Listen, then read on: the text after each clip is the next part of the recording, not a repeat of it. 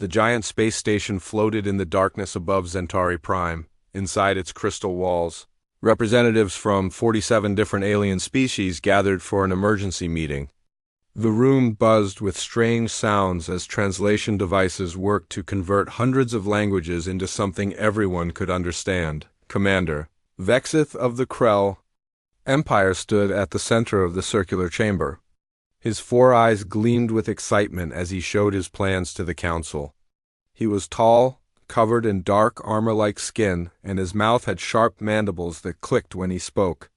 "Look at these primitive creatures," Vexith said, pointing to images of humans on the large screen. "They have barely left their home planet. Their technology is hundreds of years behind ours. They have one small colony on their red planet Mars. It would take us only one attack to defeat them completely." Many of the alien representatives nodded their heads in agreement. Some made sounds of approval. The humans had been discovered just 3 months ago by a Krell scout ship. From what the scouts reported, Earth seemed like an easy target. The planet was rich in resources, and the humans appeared weak. "Their military forces are scattered," Vexith continued. "They have only 6 ships that could even be called warships. The rest are exploration vessels or cargo transports. My fleet alone could destroy everything they have in less than a day." The chamber filled with excited chatter. Several species that had been looking for new territory saw this as a perfect opportunity. The humans would be easy to conquer, and their solar system had valuable minerals and water. But then an old voice cut through the noise like a knife through cloth. "You are making a terrible mistake." Everyone turned to look. Elder Mora of the Thalen Collective slowly stood up from her seat. The Thalens were one of the oldest races in the galaxy. They looked almost like ghosts, with bodies that seemed to be made of light and mist. Mora had lived for over 3,000 years, and her people had survived wars that destroyed entire civilizations. The room fell completely silent. When Mora spoke, even the most arrogant leaders listened. "My people have seen this before," Mora said, her voice carrying an ancient sadness. "Long ago we encountered a species very similar to these humans. They were young, new to space travel, and seemed weak. They called themselves the Vareth." Vexith made a dismissive gesture with one of his clawed hands. "I have read the reports about humans, Elder. They are not warriors. They spend most of their resources on things like music, art, and food. Their largest industries make entertainment and luxury goods. These are not the actions of a dangerous species." "That is exactly what makes them dangerous," Mora replied. She moved to the center of the room, her transparent form glowing brighter. The Vareth were the same way. They did not live for war. They lived for beauty, for creation, for joy. They built magnificent cities. They made art that could make you weep. They loved deeply and laughed easily. She paused, and her voice grew darker. "We thought this made them weak. We thought we could take what we wanted from them. We attacked their colonies. We killed their people. And then we learned the truth." Mora raised her hand, and images appeared in the air above the council chamber. They showed destroyed planets, broken space stations, and lifeless worlds covered in ash and dust. "This was the Vareth homeworld," she said, pointing to a cracked, dead planet. "This was their largest colony. This was their primary space station. All of them are gone now. Nothing remains but dust and memories." The council members stared at the images in shock. Some of them had never heard this story before. "What happened to them?" asked a delegate from the Morphean species, her voice trembling. "We destroyed them," Mora said simply. "Or rather, we tried to. We attacked first, believing they were easy prey. But the Vareth did not surrender. They did not negotiate. They transformed their entire civilization into a weapon. Every factory that once made art supplies began making bombs. Every scientist who studied stars began studying how to destroy our ships. Every citizen became a soldier." She looked directly at Vexith. "They were not naturally violent. They did not want war. But we forced them to become something else. Something focused. Something relentless. They studied us, learned everything about us, and then they hunted us across the galaxy. But you survived, Vexith said. The Thalans are still here? Barely, Mora replied. We lost half our population. 3 of our 7 colony worlds were completely destroyed. Our military was shattered. It took us 500 years to recover. And the Vareth? They kept fighting even after we begged for peace. They did not stop until they had tracked down every single member of the species that had allied with us in the attack. They erased entire civilizations from existence. The room was so quiet now that the hum of the space station's engines could be heard through the walls. Eventually, they burned themselves out, Mora continued. The war consumed them. By the time they stopped fighting, they had nothing left. Their culture, their art, their joy, all of it was gone, replaced by rage and grief. They slowly faded away, a shadow of what they once were. We did not defeat them. We destroyed them by forcing them to destroy themselves. She turned to face the entire council. The humans remind me of the Vareth in every way. They are creative, peaceful, and focused on building rather than destroying. But if you attack them, if you kill their people and threaten their homes, they will become something terrible. Not because they are evil, but because you will give them no other choice. Vexith's mandibles clicked in frustration. The Thalans were clearly too weak to handle one primitive species. The Krell Empire is stronger. We have conquered 20 systems. We fear nothing. Pride, Mora said softly. The same pride that led us to attack the Vareth. The same pride that cost us millions of lives? She moved closer to Vexith, her ancient eyes meeting his. I am giving you a warning, Commander. Do not attack the humans. If you do, they will destroy everything you hold dear. Your colonies, your fleets, your homeworld? Not because they are monsters, but because you will teach them to be. They will learn to fight from you, and they will do it better than you ever imagined possible. Vexith stood silent for a moment, then he laughed. It was a harsh barking sound. I appreciate your concern, Elder, but the Krell Empire does not make decisions based on old stories and fear. The humans have something we want, and we are strong enough to take it. Other representatives began to voice their support. The Xanther Confederacy, the Mordic clans, and 15 other species all agreed to join the attack. They would form a coalition fleet, with the Krell leading the assault. Mora watched as the vote was called.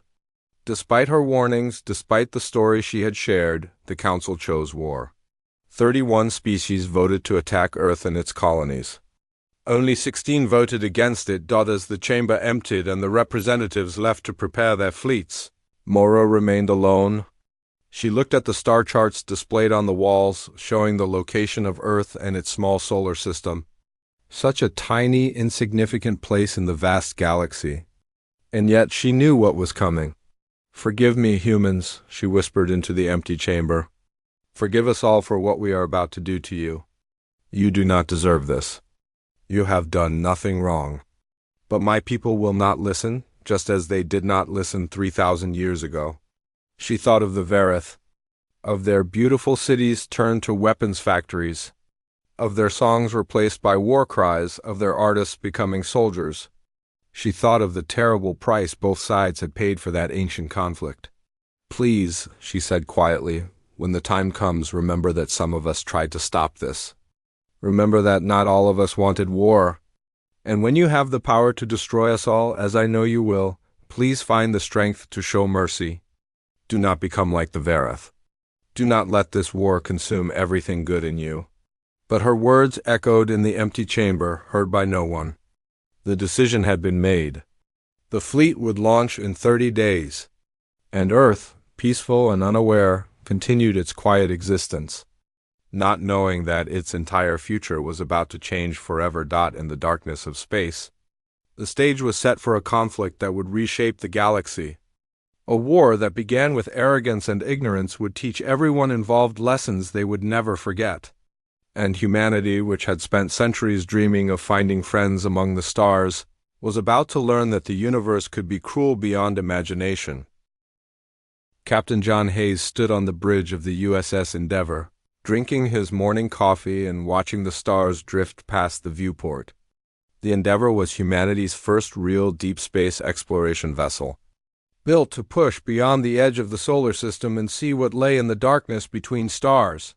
The crew of 75 people had been out here for 6 months now, charting asteroid fields and mapping unusual gravity wells. It was routine work, sometimes boring, but John loved every minute of it. This was humanity's future, reaching out into the cosmos with open hands and curious minds. "Captain, I'm picking up something strange," called out Lieutenant Amy Carson from her sensor station. She was young, only 26, fresh out of the academy with top marks in astrophysics. Her fingers danced across her control panel, and her face showed confusion. "Sir, there are multiple contacts appearing on long-range sensors. They just dropped out of faster-than-light travel?" John set down his coffee cup and moved to stand behind her station. "How many contacts?" "Counting now, sir." 10, 15, 20. Amy's voice grew more tense with each number. "Sir, we're up to 47 vessels now. They're massive, much bigger than anything we've ever built. And Captain, they're in a military formation." John felt his stomach tighten into a knot. Humanity had dreamed of this moment for centuries. First contact with alien life. But this was not how anyone had imagined it would happen. A fleet of 47 unknown warships did not suggest a peaceful meeting. "Red alert." "Battle stations," John ordered, his voice calm despite the fear running through him. "Get me a communication link to Earth Command immediately. And somebody try to hail those ships. Use every frequency we have." On Earth, deep inside the Pentagon's crisis center, Admiral Peter Grant was having what he thought would be a normal Tuesday morning meeting when the emergency call came through.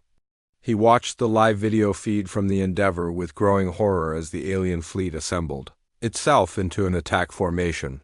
The ships were like nothing humanity had ever imagined. Some were shaped like long spears, others like floating fortresses covered in weapons. The smallest one was twice the size of Earth's largest space station. The biggest one looked like it could swallow the moon. "How long until they reach Mars colony?" Peter asked the analysts gathered around the situation table. "Based on their current speed, approximately 6 hours, sir," replied a young officer whose hands were shaking as he worked his computer. "Mars colony has a population of 40,000 civilians. Most of them are families, scientists, engineers. Their defensive capabilities are almost zero. They have some mining lasers and construction equipment, but nothing that could stop a military attack." Peter closed his eyes for just a moment. Mars colony was home to his daughter Lisa. She worked as a botanist in the agricultural domes, studying how to grow Earth plants in Martian soil. His grandson, Tyler, was only 5 years old. The boy loved dinosaurs and wanted to be a paleontologist when he grew up. Peter opened his eyes again and pushed the fear down deep inside, where it could not interfere with his duty. "Begin immediate evacuation of Mars colony. Get every transport ship we have moving in that direction right now. Cargo haulers, passenger ships, anything that can carry people. And get me the president on the line." President Richard Cole sat in the Situation Room 3 hours later, surrounded by his military advisors.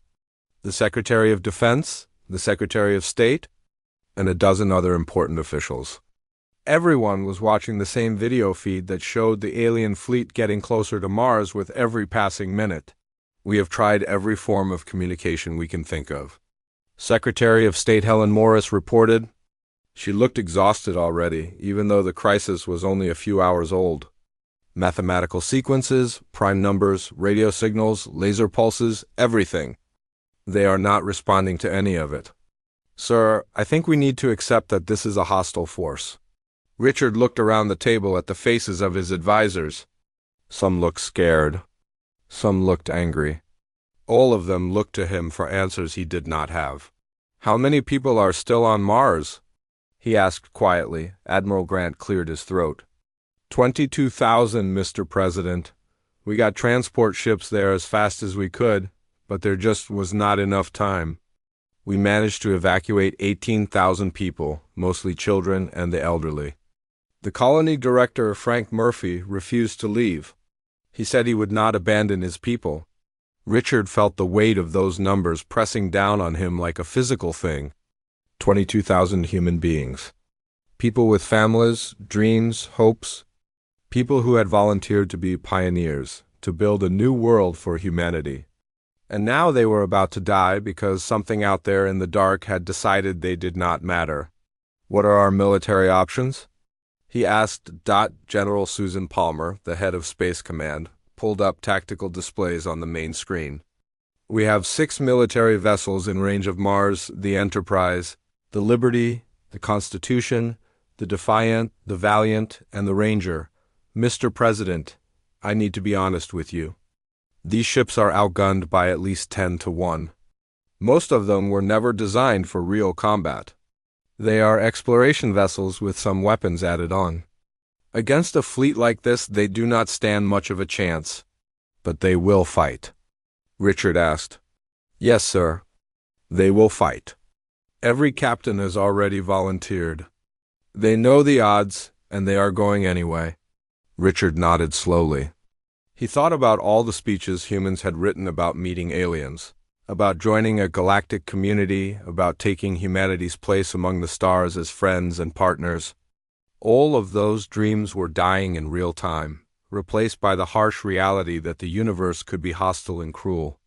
Then we fight, he said. Send the order. Those 6 ships are to protect Mars colony at all costs. And General, tell our people something for me. Tell them that if we survive this, if even one human being makes it through this day, we will make them regret it. We will hunt them down. We will learn everything about them. And we will make sure they remember the name Earth for as long as their civilization exists. The orders went out across the communication network. On 6 different ships scattered around Mars orbit, captains received their final instructions: fight, protect the colony. Buy time for the people on the surface, even if it means certain death. Captain Linda Shaw of the USS Enterprise was the senior officer among the 6 ship captains. At 42 years old, she had served in the Navy for 20 years before transferring to Space Command. She had a husband and 2 daughters back on Earth. She wondered if she would ever see them again. This is Captain Shaw to all vessels, she broadcast on the Fleet Channel. We stand between them and our people. We hold this line no matter what happens. We show them that humanity does not surrender. We show them that every human life is worth fighting for. For Earth, for Mars, for humanity. The 5 other captains responded with confirmation. 6 small ships, barely armed, positioned themselves between the alien fleet and Mars colony. They were like children standing in front of a charging bull, but they did not move. They did not run. They stood their ground. The alien fleet came into weapons range. For a long moment, nothing happened. Perhaps the aliens were surprised that these tiny vessels dared to challenge them. Perhaps they were giving humanity one last chance to surrender. Or perhaps they were just preparing their weapons. Then the alien fleet opened fire. The darkness of space lit up with weapons fire. Energy beams, missiles, and weapons that humanity did not even have names for, yet all streaked toward the 6 human ships. Captain Shaw saw the first volley coming on her tactical display. Evasive maneuvers. Return fire. Make every shot count. The Enterprise's weapons fired back, small railguns and missile tubes unleashing everything they had. Some shots hit their targets, damaging one of the smaller alien vessels. But it was like throwing stones at a tank. The aliens barely seemed to notice. A massive energy beam struck the Enterprise directly on the bridge. The shields, designed to protect against micrometeorites and radiation, lasted for exactly 2 seconds before collapsing. The beam cut through the hull like it was made of paper. Captain Linda Shaw died instantly, along with everyone else on the bridge. The Enterprise's reactor went critical 30 seconds later, and the entire ship exploded in a ball of fire that briefly lit up the Martian sky. The Liberty lasted another 20 minutes. Captain George Harris managed to destroy 2 alien fighters and damage a cruiser before his ship's engines failed. As enemy vessels surrounded him, he gave one final order to his crew. It has been an honor serving with you all. Give them hell. The Liberty's reactor overloaded deliberately. turning the ship into a massive bomb that took 3 alien vessels with it when it exploded. One by one, the human ships fell. The Constitution, the Defiant, the Valiant. Each one fought until there was nothing left to fight with. Each crew member died knowing they had bought precious extra minutes for the people on Mars below. The Ranger was the last ship standing. Captain Andrew Lopez was 58 years old, a grandfather who had come out of retirement to serve on humanity's space fleet. His ship was heavily damaged, engines failing, weapons nearly depleted. The alien fleet surrounded him. "Ranger, this is Mars Colony," came a voice over the communication system. It was Frank Murphy, the colony director. "We see what you did. We see how you fought. Thank you. Thank you for giving us time to say goodbye to the protective dome over." New Houston settlement lasted for 47 minutes under the alien bombardment. Engineers had built it to withstand Martian dust storms and small meteor impacts, not military-grade energy weapons from an advanced alien civilization. When it finally broke, the sound was like the universe itself cracking open. Frank Murphy gathered the remaining civilians in the deepest, underground shelters beneath the colony. There were 8,000 people pressed into spaces designed for 3,000. Children cried.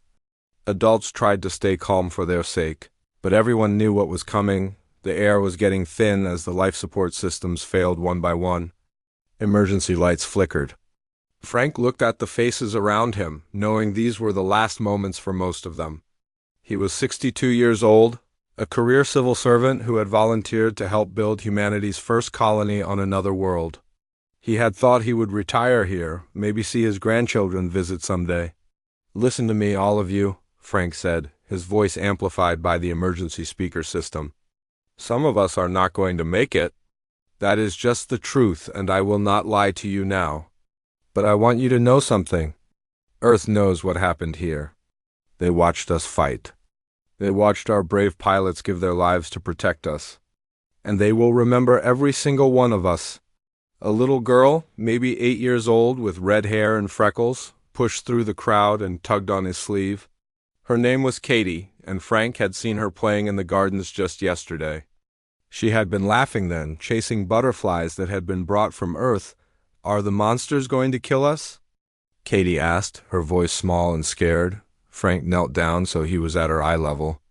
Tears were streaming down his face, but he did not try to hide them. "Sweetheart, they are not monsters. They are just people who made a terrible choice. And people always pay for their choices, one way or another. I promise you that." He pulled Katie into a hug, holding her close. Around them, other families did the same. Parents held their children. Husbands and wives embraced. Friends said goodbye. Lisa Grant, the botanist and daughter of Admiral Peter Grant, sat with her son Tyler in her lap. The 5-year-old boy did not really understand what was happening. He had fallen asleep 20 minutes ago, exhausted from crying. Lisa stroked his hair and sang softly to him, the same lullaby she had sung every night since he was born. "Hush, little baby. Don't say a word. Mama's gonna buy you a mockingbird." She thought about her father, wondered if he was watching somehow. She hoped he was not. She did not want him to see this. But she also hoped he would remember her, remember Tyler, remember all of them. The bombardment grew more intense. The colony shook with each impact. Cracks appeared in the ceiling above them. Dust fell like snow. And then the final dome collapsed. The atmosphere rushed out into the thin Martian air with a sound like a scream. 22,000 people died in the next 4 minutes. Some died instantly as the pressure change ruptured their lungs. Others suffocated as the oxygen disappeared. Frank Murphy spent his last breath trying to shield Katie with his own body, as if that could somehow save her. It could not. Lisa held Tyler tight, whispering that she loved him over and over until she could no longer speak. Tyler never woke up. He died in his mother's arms, peacefully. Never knowing fear, the alien fleet observed the destruction for a few minutes, confirmed that all life signs had ceased, and then moved on. To them, it was just another successful military operation. They did not know the names of the people they had killed. They did not care about the dreams that had died. the families that had been erased, the futures that would never happen on Earth. Peter Grant watched the video feed go dark. The last camera on Mars had just stopped transmitting. His daughter was gone. His grandson was gone. 22,000 people were gone. He stood in the command center, surrounded by other officers, and for a long moment, nobody spoke. Then Peter walked to the communication console. His movements were slow, deliberate. His face showed no emotion at all. He had locked everything away inside where it could not interfere with what needed to be done. "Get me every military commander we have," he said, his voice like ice. "Every scientist, every engineer, every person who can hold a weapon or build one. Cancel all leave. Recall everyone. We have work to do." "Sir, what are our orders?" asked a young lieutenant. Peter turned to look at him. The young man took a step back from what he saw in the admiral's eyes. "We are going to learn everything about them. Where they come from. What they value. What they love. What they fear. We are going to study them like scientists study bacteria. And then we are going to show them what it means to murder our children." 3 hours after the Mars massacre, President Richard Cole addressed the world. Every television, every computer, every phone, every screen on Earth carried his message. When he spoke, 6 billion people stopped what they were doing and listened. He stood at a podium in the White House, wearing a simple black suit. There was no flag behind him, no fancy decorations, just a man and a message. "Today, humanity learned that we are not alone in the universe," he began. "For centuries, we dreamed of this moment. We imagined meeting other civilizations as friends. We imagined learning from them, sharing our cultures, exploring the cosmos together." He paused, and when he continued, his voice was harder. "Today, we learned that the universe can be cruel. Today, we lost 22,000 of our people. Mothers and fathers, sons and daughters, scientists who wanted to unlock the secrets of other worlds, engineers who wanted to build a better future, children who just wanted to play and grow up and have lives. They died because someone decided we did not matter. They died because someone thought we were weak. They died because someone believed they could attack us without consequence." Richard's voice grew louder. "They were wrong. To the species that attacked us, I want you to hear this message. You have awakened something in humanity that we did not know existed. You have taken from us people we loved. You have murdered our children. You have destroyed our dreams of peaceful contact with alien life. And for that, there will be a reckoning. We will find you. We will learn your language, your history, your culture. We will discover where you live, who you love, what you value.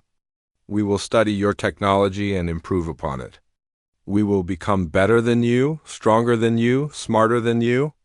And then we will show you what it means to threaten humanity. This is not revenge. Revenge is hot and quick and satisfying. This is something colder. This is a promise. You will remember Mars. You will remember the names of the people you killed. You will teach your children about the terrible mistake you made today. And you will regret, for the rest of your civilization's existence, that you decided we did not matter." The president's speech lasted 12 minutes. When it was over, the world changed. Within hours, factories across Earth began retooling their production lines. Car manufacturers stopped making vehicles and started making military equipment. Electronics companies stopped making phones and started making computer systems for warships. Chemical plants stopped making fertilizer and started making rocket fuel. Every resource on Earth, every bit of creativity and intelligence and determination, turned toward a single goal: survival and retaliation. In a laboratory in California, Dr. Rachel Kim looked at her team of physicists. Before the attack, they had been working on peaceful nuclear fusion, trying to create clean energy for humanity's future. Now they were weaponizing it. "They took my brother," Rachel said quietly to her team. "Charlie was a teacher on Mars. He taught kindergarten. 5-year-olds. He loved those kids like they were his own. His whole class died with him. 23 children, all under 6 years old." She looked at the prototype fusion device on the lab table in front of them. We are going to make them pay for those children. We are going to give humanity weapons that will make the aliens wish they had never heard of Earth. All across the planet, similar scenes played out. A programmer in India who had lost his sister began writing code for advanced targeting systems. A material scientist in Brazil who had lost his husband started developing new armor that could withstand alien energy weapons. A biologist in Kenya who had lost her daughter began researching alien biology. Looking for weaknesses, humanity did not sleep. Humanity did not rest. Humanity worked with a focus and determination that would have terrified the aliens if they had known about it. But they did not know. They had dismissed Earth as conquered, as broken, as finished. They had moved on to other concerns, already forgetting about the little planet and its weak inhabitants. That was their second mistake. The first was attacking. The second was forgetting. In the weeks after Mars, Earth's governments unified in a way that had never happened before. Old enemies became allies. Nations that had argued for centuries over borders and resources now worked together seamlessly. The United Earth government formed not through treaties or negotiations, but through simple necessity. There was no time for politics. There was only survival. Admiral Peter Grant was appointed Supreme Commander of Earth's military forces. He moved into an office in Geneva and did not leave for 3 months. He slept 4 hours a night. 3 years after the Mars massacre, the galaxy learned what it meant to be hunted by humanity. Commander Vexith stood in the command center of Krell Prime's orbital defense station, reading reports that made no sense to him. The humans should have been destroyed. They should have been hiding in their home system, licking their wounds, accepting their place as a conquered species. Instead, they were everywhere. Like ghosts that appeared in the night, struck hard, and vanished before anyone could fight back. "Explain this to me again," Vexith demanded of his intelligence officer. A younger Krell named Zarn. "How have the humans gone from victims to this in only 3 years?" Zarn's hands shook as he pulled up the latest reports on the display screen. "Sir, the humans have somehow reversed our faster-than-light technology. They studied the wreckage from the Mars battle and figured out how our drives work. But they did not just copy it. They improved it. Their ships are now faster than ours by almost 30%.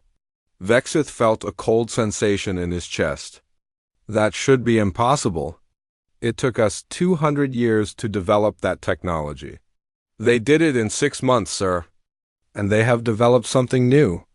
They call it the Hellfire Drive. It is a weapon that uses their fusion reactors as bombs. One human destroyer used this weapon to take out 3 of our battlecruisers at the Battle of Deneb Station. The explosion was visible from the planet's surface. Vexith walked to the large window that looked out over his homeworld. Krell Prime was beautiful, with purple oceans and green continents. He had been born down there, in the northern cities where his family had lived for generations. His mate, Seraph, was down there now with their 2 children, Kix and Lorna. They thought they were safe. "How many ships do the humans have now?" he asked quietly. "Our latest intelligence reports 400 military vessels, sir. And they are building more. Every week, new ships launch from Earth. Sir, the humans have converted their entire civilization into a war machine. Every adult has military training. Every factory produces weapons. Every school teaches warfare. They do not stop. They do not rest." Vexith turned back to the screen and studied the tactical maps. The humans had divided their fleet into small groups, each one hunting specific targets. They did not fight fair. They did not follow any rules of warfare. They studied their enemies, learned weaknesses, and exploited them with ruthless efficiency. The reports painted a picture that terrified him. The Krell Empire had lost 12 colony worlds. The Xanther Confederacy had lost their entire command fleet in a single battle. The Morta clans had surrendered after humanity destroyed their homeworld's moon, causing pieces of it to rain down on the planet for weeks. Millions had died in the impacts and floods that followed. "Where are the human fleets now?" Vexith asked. "That is the problem, sir. They are everywhere. We track one fleet in the southern quadrant, and another appears in the north. We send ships to defend a colony, and the humans hit a completely different target. They are not fighting one war. They are fighting dozens of separate campaigns simultaneously. Zarn pulled up more data. Sir, our analysts believe the humans are working their way through a list. They are systematically destroying every species that participated in the Mars attack. They started with the weakest and are moving toward the stronger ones. Based on their current progress, we calculate they will reach Krell Prime within 6 months. Vexith thought of his family again. His daughter Lorna was only 7 years old. She loved to paint and wanted to be an artist someday. His son Kix was 13 and had just started training for the military. Sareth spent her days teaching younglings at the education center. They were good people. They had done nothing wrong. They did not deserve what was coming. This was what Elder Mora had warned them about. Vexith had been so confident, so sure that the Krell Empire was strong enough to handle any threat. Now he understood. The humans were not fighting a war. They were delivering judgment. And judgment was coming for everyone who had attacked Mars halfway across the galaxy. Aboard the human flagship USS Retribution, Admiral Peter Grant studied the tactical displays with his command staff.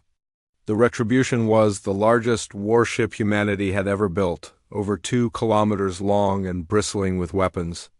It served as the command center for Earth's entire military operation. Status report. Commander Phillips, Peter said to his second-in-command, Commander James Phillips, had lost his wife and son at Mars. He was 45 years old, and his hair had gone completely white in the 3 years since the attack. But his eyes still burned with purpose.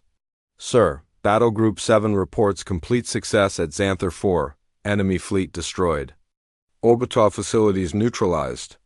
All objectives achieved. Battle Group 12 is engaging Krell forces at the Outer Rim stations. They expect victory within 4 hours. Casualties are minimal on our side. Peter nodded. Every human loss still hurt, but they had learned to fight smart. Humanity's strength was not just in better weapons. It was in adaptability, in creativity, in the ability to learn and improve with every battle. The aliens fought the same way they had always fought. Humans studied each battle, analyzed what worked and what did not, and constantly evolved their tactics. What is next on the list? Peter asked. James pulled up a star chart. Krell Prime, sir. Their homeworld. 8 billion inhabitants. It is heavily defended, but our intelligence suggests we can crack their defenses within a week. The attack plan is ready. We are just waiting for your authorization. Peter stared at the planet on the screen. 8 billion lives. Children who had nothing to do with Mars, civilians who just wanted to live in peace. Families who would die because their leaders had made a terrible choice. 3 years ago, he thought of Lisa and Tyler. He thought of the last message Lisa had sent him before the attack. A video of Tyler playing with toy spaceships, making them zoom around and pretending they were exploring distant worlds. Tyler had been so excited about living on Mars. He had thought it was the greatest adventure ever. Prepare the fleet, Peter said, his voice flat and emotionless. We move on Krell Prime in 2 days. But I want our communication teams to send a message first. I want every Krell citizen to know what is coming and why. I want them to know that their leaders brought this on them. Later that day, every communication device on Krell Prime received the same message. It played on their screens, their audio systems, their public broadcast networks. Peter had recorded it himself. People of the Krell Empire, my name is Admiral Peter Grant of Earth. In 2 days, our fleet will arrive at your world. We are coming to make your leaders answer for what they did to Mars Colony. 3 years ago, your military attacked a peaceful settlement. They killed 22,000 people, including my daughter and my grandson. They killed children, scientists, teachers, people who had done nothing to harm anyone. I want you to understand something. We did not choose this war. We did not ask for it. We would have been your friends. We would have shared our culture, our knowledge, our worlds. But your leaders decided we were weak. They decided we did not matter. They were wrong. I am telling you this because I want you to know the truth. What is coming is not random. It is not meaningless violence. It is the consequence of your government's actions. I wish there was another way. I wish we could have resolved this through peace. But your leaders have refused every attempt at communication. They have rejected every chance for surrender. So now we do what we must. Evacuate your cities if you can. Take your families to the countryside. Get away from military targets. We will strike only at your government and military installations. But I cannot promise everyone will be safe. War is chaos and innocent people die in war. I'm sorry for that. I'm sorry your leaders put you in this position. The message ended. On Krell Prime, panic spread through the cities. Some people tried to evacuate. Others demanded their government surrender. Still others prepared to fight, believing they could defend their homes. But everyone understood one thing. The humans were coming. And they were coming for revenge. In the capital city of Krell Prime, Vexith's mate Sareth gathered their children. We need to leave, she told them. We need to go to the countryside where it will be safer. Why? Lorna asked, her large eyes confused. What did we do wrong? Sareth knelt down and hugged her daughter. How could she explain? How could she tell a 7-year-old that her father had helped murder 22,000 people, and now those people's families were coming for justice? We did not do anything wrong, sweetheart. But sometimes bad things happen anyway. We just need to stay safe until this is over. Kix, the older child, understood more. The humans are coming because of Father, are they not? Because of what he did at Mars? Sareth looked at her son and saw the intelligence in his eyes. He was old enough to understand, old enough to know what his father had done. Yes, she said simply. Yes, they are. Good, Kix said quietly. What Father did was wrong. I hope the humans make him answer for it. Across the galaxy, similar scenes played out on every world that had participated in the attack on Mars. Families fled their homes. Governments collapsed. Military forces either prepared for hopeless last stands or surrendered without fighting. And the human fleet moved forward, inexorable as a tide, marking off targets one by one. The galaxy had believed humans were weak. They had believed killing 22,000 people would be easy, and without Sea Elder Mora arrived at Earth aboard an unarmed diplomatic vessel, broadcasting her peaceful intentions on every frequency she knew. She had expected the humans to destroy her ship on sight, given what her people had allowed to happen. Instead, human fighter craft escorted her gently through the solar system and down to the surface. They brought her to Geneva, to the headquarters of the United Earth Government. The city had changed dramatically in 3 years. Orbital elevators now stretched into space like silver threads. Shipyards floated in low orbit, building new vessels every week. The entire planet hummed with focused energy. President Richard Cole met her in a simple conference room. He looked much older than he had 3 years ago. His hair had gone gray and deep lines marked his face. Admiral Peter Grant stood beside him, wearing a uniform covered in medals that represented victories written in alien blood. You warned them, Cole said without any greeting or formality. You told Commander Vexith and the others not to attack us. I did, Mora replied. Her translucent form shimmered with sadness. They did not listen. Just as the species who destroyed the Verith did not listen to my warnings long ago. I have lived for 3,000 years, President Cole. I have seen this cycle before. I prayed humanity would be different. Why are you here? Peter asked. His voice was hard, cold. This was a man who had turned grief into ice and shaped that ice into a weapon. To ask you to stop, Mora said simply. The Krell Empire is preparing to surrender? 6 other species have already laid down their weapons and begged for peace. Please, humanity. You have made your point. The galaxy knows not to threaten you. But if you continue, if you destroy Krell Prime with its 8 billion people, you will become the very thing you are fighting against. Cole and Peter exchanged glances. They had been debating this same question for months. Every night Peter lay awake thinking about it. Every day Cole struggled with the decision. They killed our children, Peter said, his voice cracking slightly. 22,000 people. My daughter Lisa was 32 years old. She grew plants. She studied how to make Mars more like Earth so future generations could have trees and flowers. My grandson Tyler was 5. He liked dinosaurs. He wanted to be a scientist when he grew up. Peter's hands gripped the table edge. They bombed Mars until there was nothing left but dust. Lisa died trying to protect Tyler. I saw the video. The last camera in the shelter recorded everything before it failed. I watched my daughter die. I watched my grandson suffocate. And you want us to show them mercy? I want you to show them what they failed to see in you, Mora replied gently. Yes, humans are capable of terrible destruction when threatened. You have proven that beyond any doubt. The galaxy fears you now, but you are also capable of mercy, of forgiveness, of building something better than what existed before. The Verith never learned that lesson. They became monsters, hunting monsters. Do not follow their path. Cole walked to the window, looking out at the city below. Geneva had become the capital of a unified Earth, something that would have been impossible before Mars. Sometimes he wondered if humanity had lost its soul in the process of finding unity. If we stop now, he said slowly, what guarantee do we have that someone else will not try this again in 50 years? In 100? How do we protect our children's children from this happening again? By showing the galaxy who you truly are, Mora said. Destroy Krell Prime and you are just another violent species among thousands. Stop, now, negotiate terms, join the Galactic Council as equals, and you become something greater.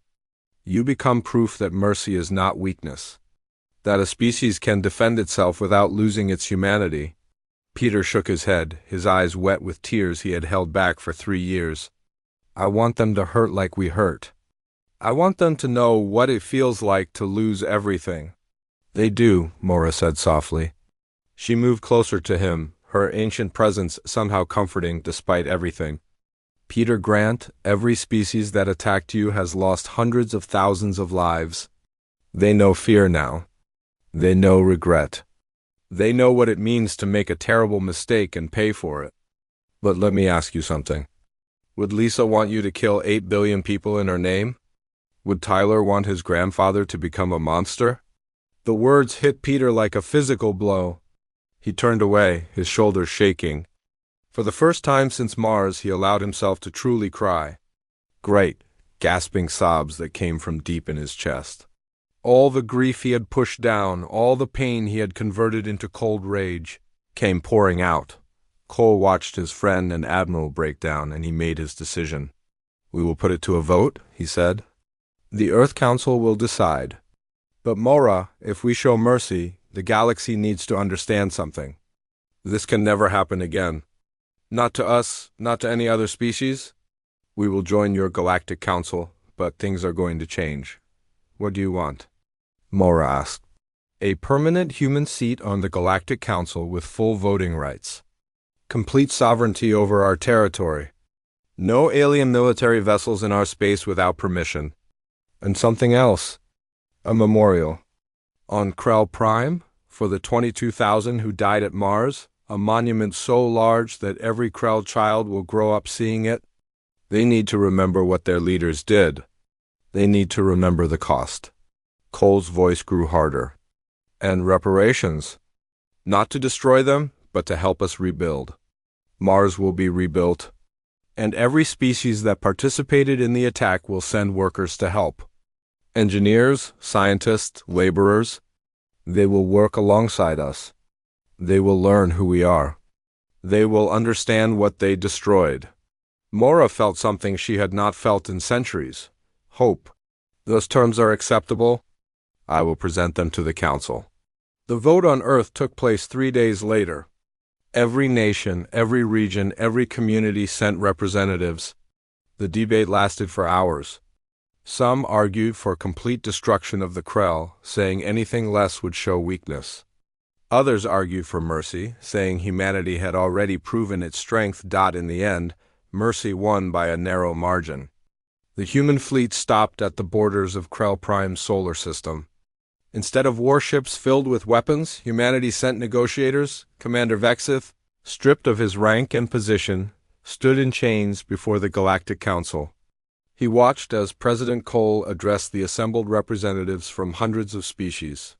"We could have destroyed you," Cole said, his voice carrying to every corner of the massive chamber. "We had the power. We had the justification. The Krell Empire attacked us without provocation. They killed 22,000 innocent people. They forced us to become warriors when all we wanted was to explore the stars in peace." He paused, looking directly at Vexith. "But we made a choice. Not because we forgot what you did. We will never forget. But because we refuse to let you define who we are. We refuse to become the monsters you tried to make us." Cole turned to address the full council. "Humanity joins this council today. Not as victims, not as conquerors, as equals. We bring our technology, our culture, our perspective, and we bring a warning. What happened at Mars was a tragedy. What we did in response was necessary. But it ends now. The galaxy will have peace. Not because we demand it, but because we will help build it. We will share our knowledge. We will work with you to create systems that prevent this kind of atrocity from happening again. But understand this. If anyone threatens humanity again, if anyone harms our people, we will not hesitate. We have shown you what we are capable of. Remember it." Peter Grant stepped forward then, and his voice trembled with emotion. "There's a crater on Mars where New Houston used to be, where my daughter and grandson died along with 22,000 others. We are building a memorial there, a garden with 22,000 trees, one for each person we lost. And next to it we are building a new city, a better city, and we are inviting all of you to help. Krell, Xanther, Mordok, all the species that attacked us. You destroyed something precious. Now you will help us create something beautiful. That is the price of redemption." He looked at Vexith. "Your people killed my family. They took everything I loved. But I will not let that turn me into what you are. You saw humans as weak because we valued peace.